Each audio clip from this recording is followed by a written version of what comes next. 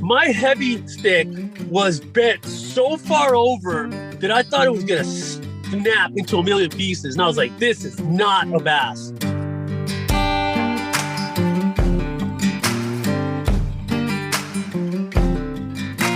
We have yet another explosive big fish story. This week, another gigantic catfish out of Diamond Valley Lake in Southern California. Gustavo Torrealba shares his story of landing his massive 51-pound catfish in a pretty unlikely way. We get the story straight from Big Gus himself. It's a hilarious story that will definitely get you amped to land a giant catfish of your own. And with spring turkey season kicking off March 27th through May 2nd, we sat down with San Diego native Steve Turigliatto to talk turkey. Turkey hunting in Northern California is strong, really strong. Only county in SoCal, starting from probably Tejon Ranch South and a little bit of Santa Barbara, San Diego County is the only county that has turkeys. Then, later on in the show, we had a surprise guest at the Western Outdoor News studio. Pro angler and fishing guide to the stars, Todd Kline, joined us to talk about the WAN Bass Cal Open, which is approaching quickly, April 14th through the 16th at Clear Lake. 226 boats or whatever it is on the lake, they better be doing it right or these fish are going to be going the other way and the guy right behind them will catch them, you know? And I was just kidding calling Todd the fishing guide to the stars, but he did recently take out NFL quarterback Drew Brees, and you can read all about his trip to San Vicente in the March 26th edition of Western Outdoor News at wonews.com. Speaking of Western Outdoor News, if you would like to see the photos and read the stories behind the guests you hear on this show about Todd's trip with Drew Brees and over 65 stories just this week, you can subscribe to Western Outdoor News for the low price of $39.95, and we will also mail you a free t-shirt right to your door. Yes, the free t-shirt with 1 year of Western Outdoor News is still going on. So I'm looking out our studio, I see our pile of t-shirts right outside the door here, and the pile keeps shrinking week after week. So make sure you take advantage of this offer before it's too late. That's 52 weeks of Western Outdoor News and a free t-shirt, all for $39.95. Visit wonews.com under subscription special to claim this offer.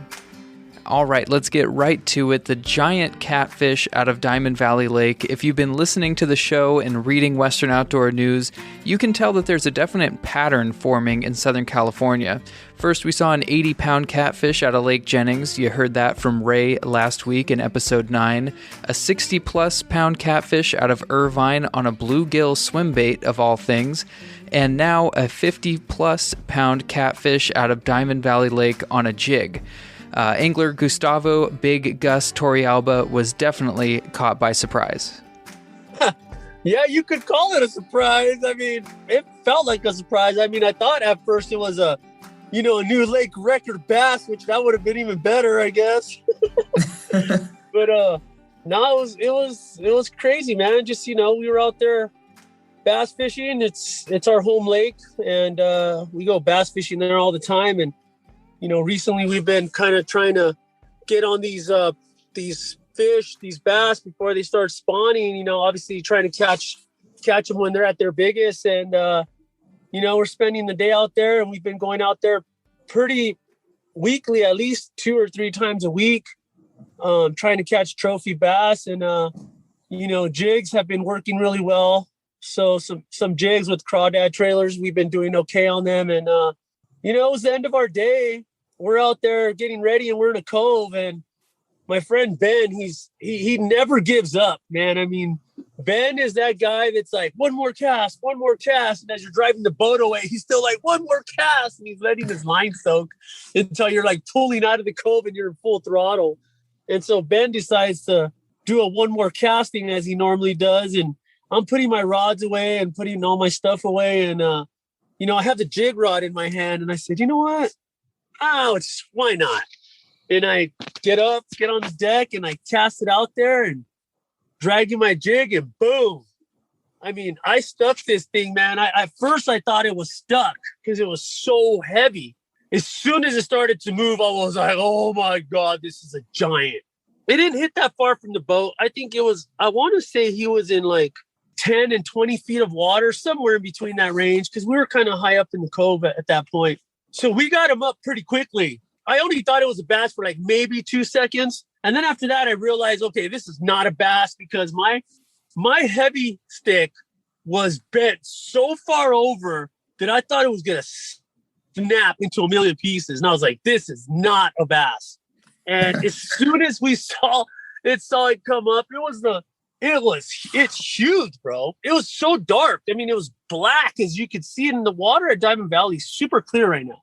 You could see easily, depending on which cove you're in, I don't know, between 10 and 20 feet. So we saw it right away. As soon as it came off the bottom, we saw it. And then we instantly knew it was a catfish. And we were just like, oh my God. We started freaking out. And this catfish was pulling the drag so hard, I had to back my drag off real quick. And it was still pulling so hard that wasn't even helping it. I had to go to like literally click my bail open so that I can control the fish with my thumb, because I was like, this thing is going to like, my gears are going to fall apart. It just like my reel and rod were just barely holding on by a thread. You know what I mean? Yeah, and so capacity. Yeah, exactly. I mean, like I could feel my reel wanting to like blow up. And right before it blew up, I clicked it in neutral, and then I just let him have it. And at this point now, the catfish is literally pretty much towing us. I'm not joking you, man. When I mean towing us, this thing came straight up and down. And when it went right, it turned the boat right. And then so as it's turning the boat right, I'm on the bow and I'm trying, I got a trolling motor for bass fishing. So I'm like trying to keep up with it. And then it goes left. So then I start going left, and then it goes right again. Takes me around the boat 2 or 3 times. On top of not only having like a super heavy rod and the right reel for the fish, I was only using 12-pound Seaguar and Vizex on 12-pound, bro. On a This is a 50-pound. This is a 50-plus pound fish that you're pulling in on 12-pound line. Yeah, dude. And when it's in the water, it looks like even quadruple the size, right? Because like the water magnifies fish. Like it's just like we thought it was ginormous. And Ben's like, oh my, like we were just, it was one of those moments where like it just was like a random hookup, and then all hell breaks loose and you're just running all over the boat. Long story short though, we get it up. Half the battle was honestly just trying to lift it up off the bottom, because once we got it really close to the boat, we had drifted up to the shore at this point. So we're like literally like in like 4 or 5 feet of water. And this thing, it's like trying to lift it just 4 or 5 feet seemed like an impossible task. And Ben's like, lift it, bro, lift it. I'm like, I can't lift it anymore. If I lift anymore, my rod's going to snap. And I didn't want to lose it, because at that moment in my mind, the biggest catfish I had caught at that point was maybe 22 pounds, maybe. And so I was just freaking like, I don't want to lose this thing. And we finally get it to the net. And I start swinging it towards me like a bass, trying to like swing it into the net. And the net's like not fit for this fish, obviously. And it goes head first into the net. And it starts kicking and throwing water all over Ben. And Ben's like, help me, G, help me. I can't lift it. And I was just like a deer in headlights, like just watching him struggle with this gigantic catfish in the net, like just mind blown that we actually landed it. Like it was so wild. We land the fish, we get it on the deck, and I went into full on, like the lake was about to close. It was like already like 4, I don't know. We had to be into the dock by 5, I think, right now. And it was like 4:45 or whatever. And I was like, Ben, this is my new PB. We got to go get an official scale on it. And I just throw the rods in. I grab his rods. I pull the trolling motor up and I start taking off. And he's like, everything's flying everywhere. Gee, slow down. I was like, hell no. I don't care what flies out of this boat right now. We're gone, bro. We are gone. I got to weigh this thing, Went up to the marina, left it on the boat. We kept it in the water because I have a live well.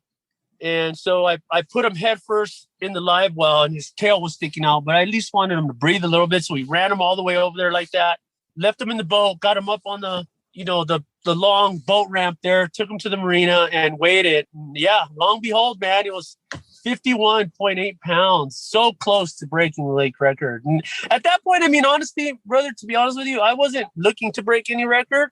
I just was excited that I had a new PB catfish, and it was enormous. I mean, Oh yeah.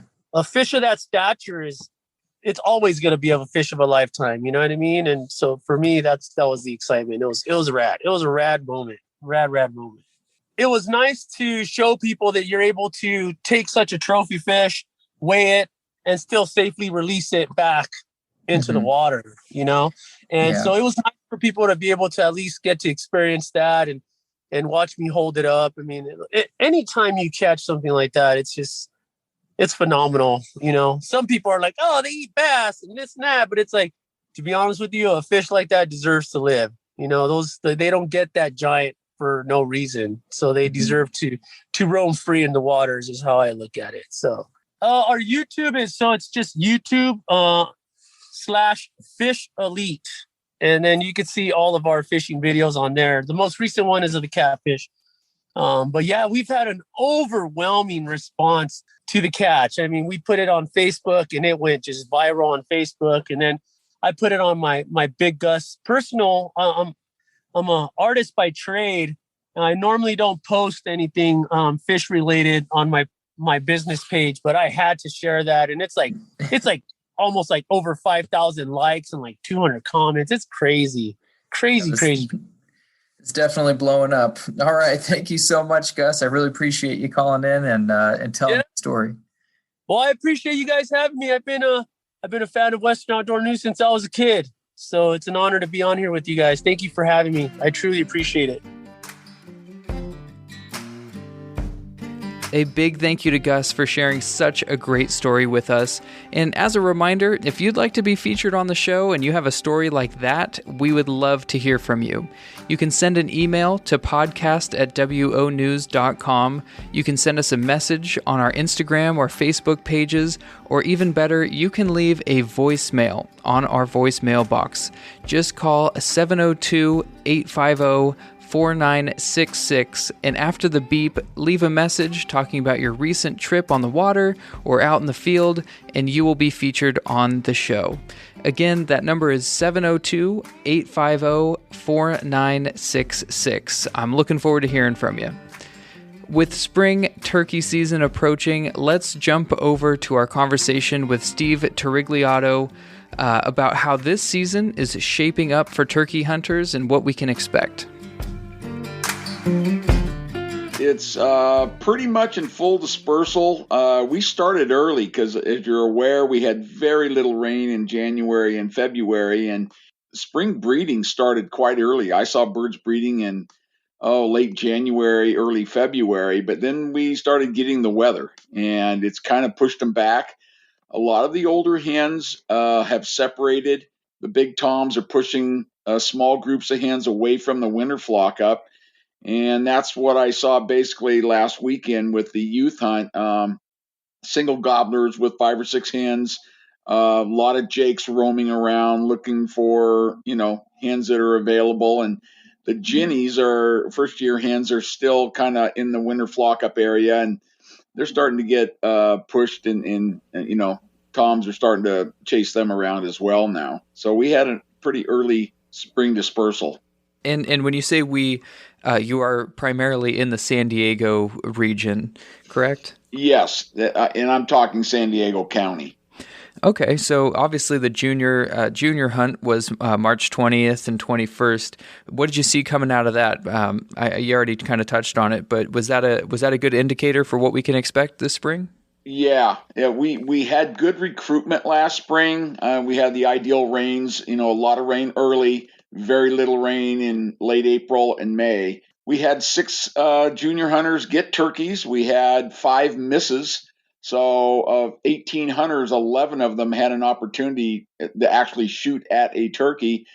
Virtually everybody saw or heard, turkeys, and it was a really good weekend. And Saturday was just brutal turkey hunting weather. It was foggy, wet, windy, and cold. And so those don't normally add up to good turkey hunting. There were 2 taken, but then on Sunday we had that really beautiful, bright sunny morning, a lot of gobbling, and 4 birds were taken, and I think 3 birds were missed. So that good weather is always a a plus when you're turkey hunting.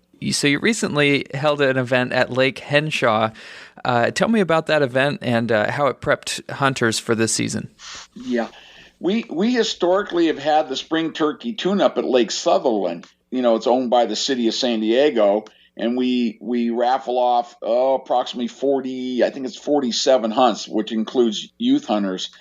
And because of COVID last year, we did not hold that event, and we did not have the hunt.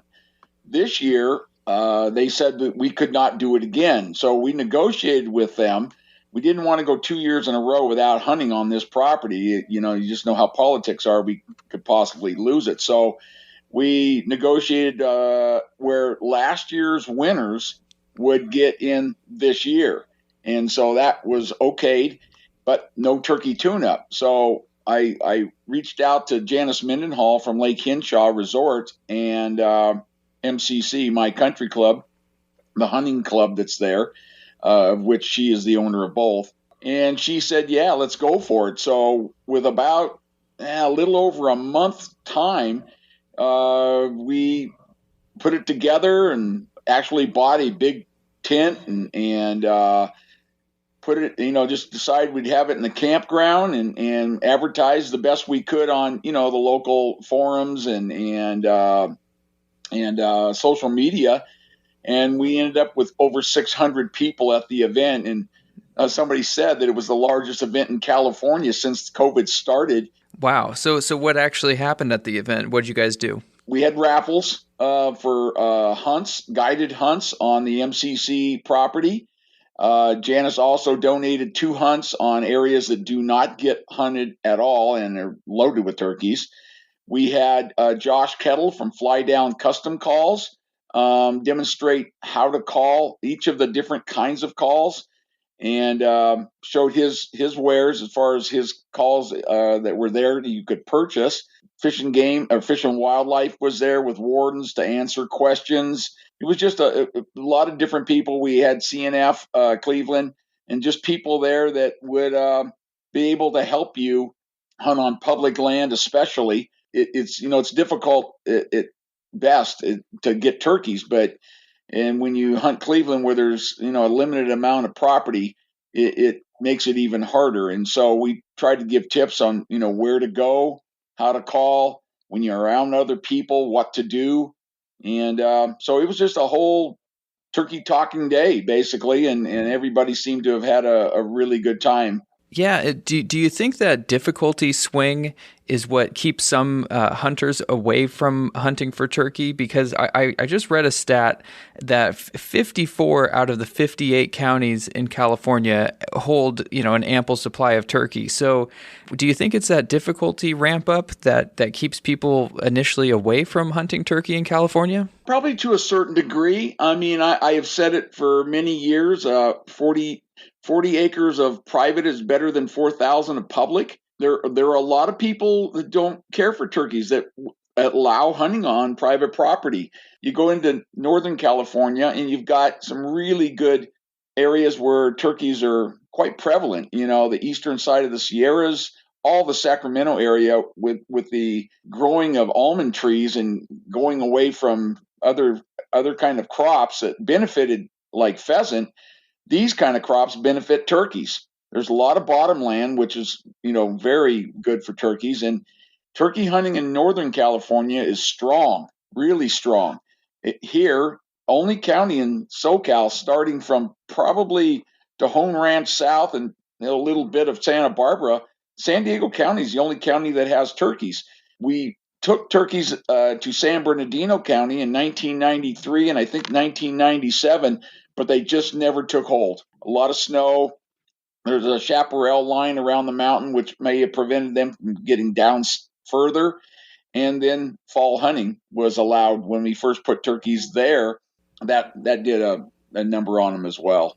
What would you say is something that you would see a turkey hunter and you would say, oh man, total rookie mistake?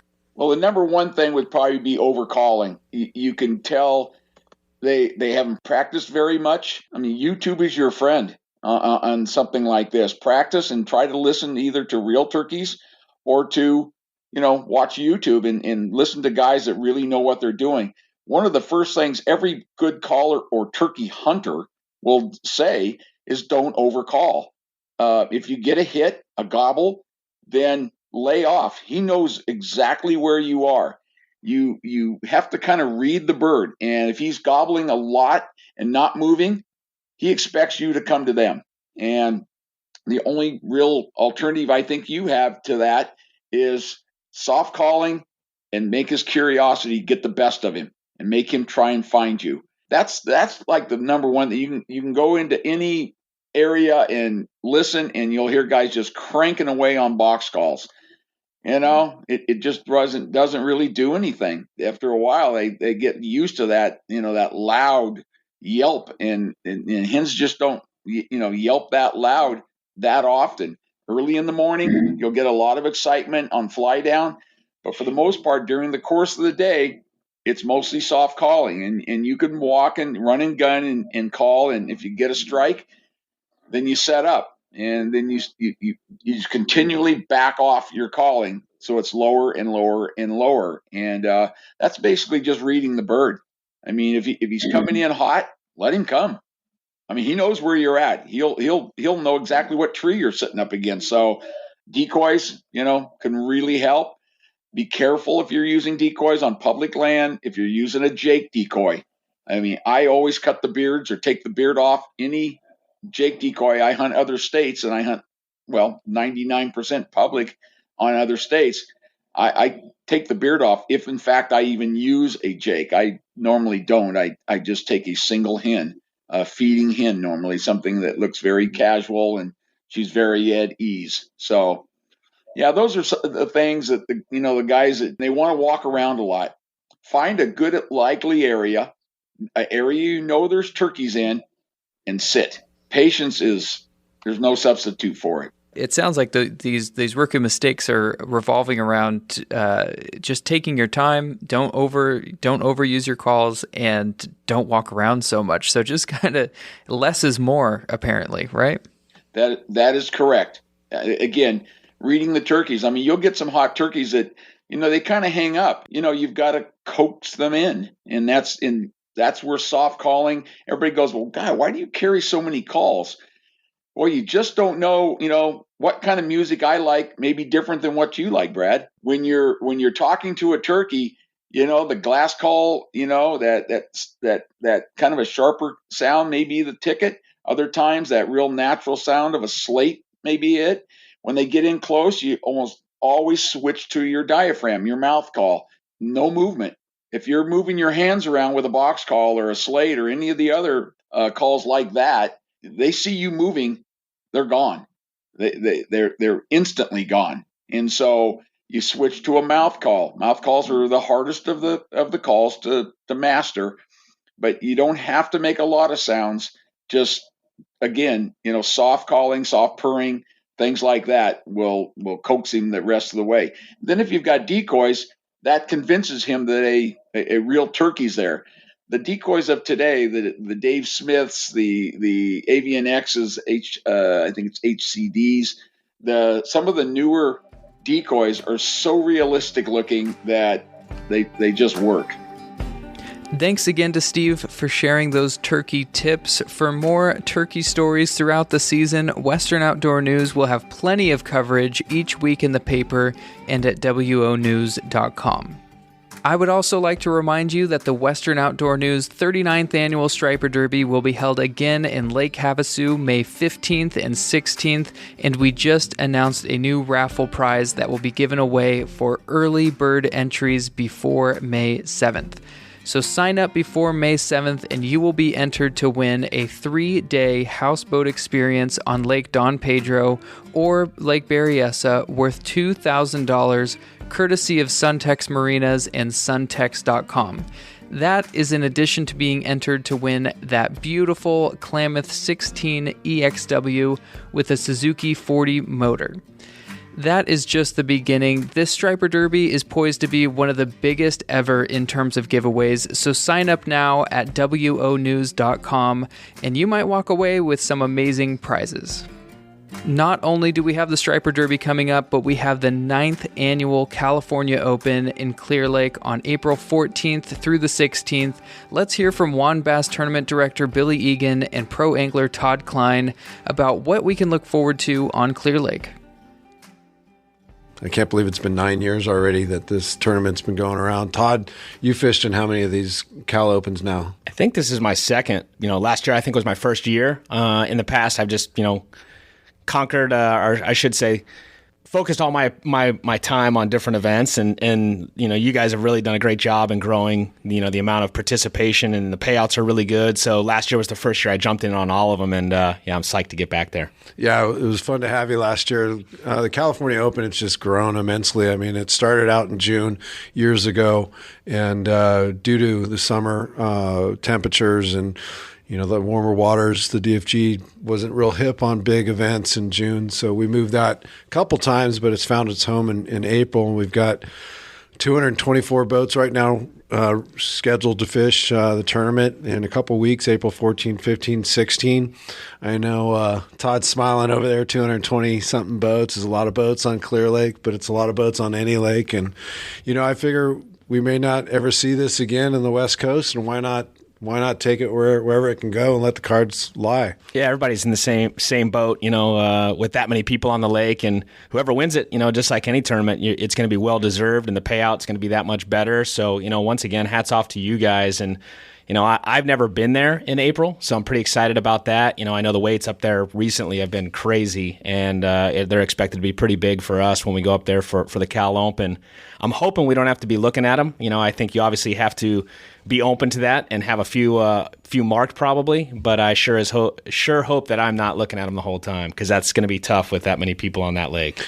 Yeah, well, I was just up there. Fortunately, I had to go up there and work with the County of Lakeport, because we had to move the tournament, which from the Canocti Vista Resort over to Lakeport, since they're just not quite ready at the resort to have an event like this come there. But the water was a little low. There need some rain up there, but there's still a lot of fish. And I was able to get out with Paul Bailey for a little bit and test the waters and throw in 7-inch swim bait and caught about 20 fish, but nothing over 5 pounds. And then, of course, the day after I left, I saw the team tournaments and things just start blowing up. That lake is popping right now, so it's going to be a slugfest. Yeah, the weights will be good. And to your point, with that many people and with the relocation, the good news is at Clear Lake, there is quite a few different ramps. We'll have to utilize those, so everybody's not crammed in at the one location. So I'm excited for the opportunity. I love Clear Lake. I'm going to go up probably 6 days early. I'm actually heading out to Texas to a private ranch for 4 days prior. I'm home for like 1 day and then to Clear Lake. So I'll throw some of the big baits out on the ranch and get some confidence before we head up to Clear Lake. You dog, going to Texas to catch some tanks and then Clear Lake? Yeah. That can't be too bad. But yeah, it's going to be an awesome tournament. 224 guys up there so far. We've still got a little bit of time before the doors close on the tournament, before official practice starts. But looking forward to a great event. To see Todd up there and all the other guys. We're going to be crowning a 9th annual California Open champion this year. They're going to be walking away with a brand new Sabre FTD with a Mercury 175 on it, plus about $27,000 in cash with over 200 boats. So, well, you mentioned the number might still be growing. I stopped by here to pay my entry, so I know there's still a few guys that are outstanding. If you're listening out there, yeah, Mr. Late Guy.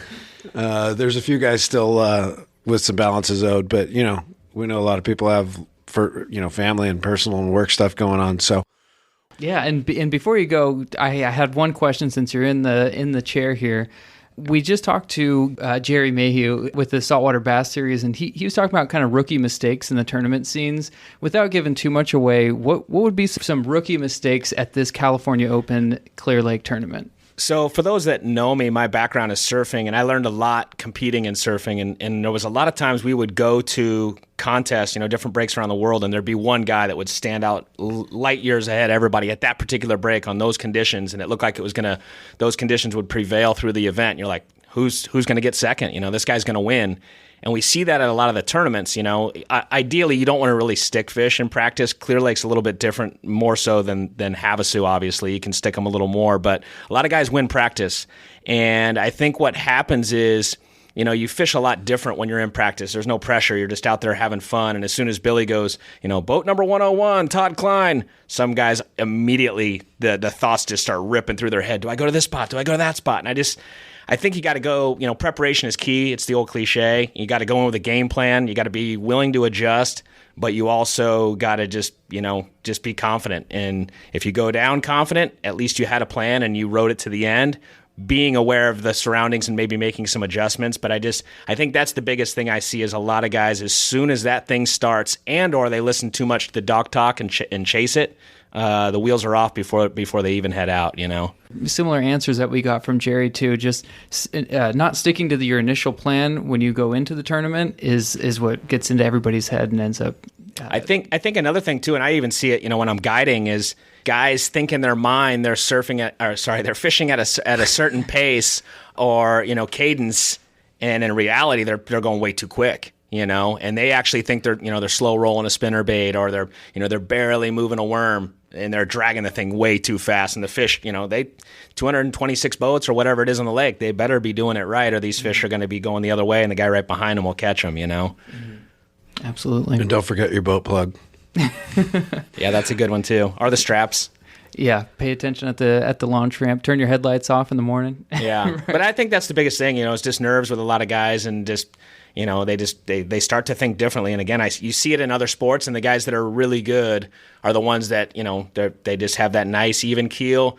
They lose a 6-pounder, they don't freak out the rest of the day. They just bummer. You know what? But I got to get them again, and just keep the head down and go. And sometimes they end up getting that fish ends up not hurting them. But if they let it hurt them right away, it hurts them the entire event, Absolutely. And I'd say don't beat yourself up too much. I see a lot of people out there beating themselves up because they had a bad day. I mean, that's why it's 3 days. I mean, you're not going to have a perfect tournament every time, but when it is your turn, it's your turn. Well, that's the thing I see the most, and I think it's everywhere, but because it's under the microscope out here in the West, and you've done a good job by getting these guys to pony up their money before they actually practice. But a lot of the other organizations, guys have bad practice, and they're there for the tournament, they pack up and they leave. They never even enter. I'm like, what? And it's like today I was watching Major League Fishing, and guys said they had absolute horrible practices. I was watching the Bassmasters as well. Same thing. Guys were like, I could barely get a bite, and now they find themselves in the top 10.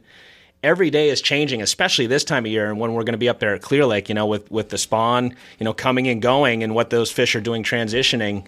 And so, regardless if you have a bad practice, every day is different, and you just got to keep, when you're going to bed at night, keep doing research, keep thinking, what can I try differently? What can I do differently? And, that's how you're going to be successful. You can keep an eye out for Todd's name on the leaderboards of the WAN Bass Cal Open April 14th through the 16th. We will have tournament coverage on the WAN Bass Facebook page, and we will have tournament updates and results posted to wonews.com. We actually have so much more than just the news at wonews.com. We have that free t-shirt giveaway with 1-year subscription. We have sign-ups for the Striper Derby and all of our events and charters throughout the year. And, of course, we have access to the digital edition of Western Outdoor News each and every week. Thanks again for listening to the podcast. Next week is a great episode. We talked to Virginia Salvador about her recent trip to Pyramid Lake, and we talked to last year's winner of the Striper Derby, Bob Jones. Bob has actually fished the Striper Derby every single year since 1982, so remember to subscribe to the podcast so you don't miss our conversation with him next week. We'll see you then.